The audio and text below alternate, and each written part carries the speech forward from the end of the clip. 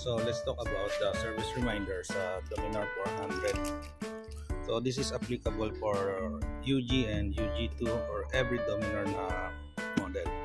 Okay, so as we can see, kasi merong service reminder. So paano ba siya tanggalin?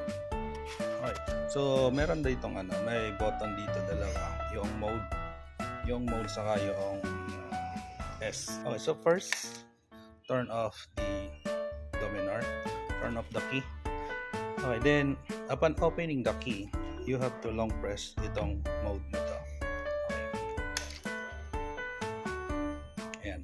Ilo-long press natin siya mga 10 seconds and antay nating mag-blink yung service reminder dito.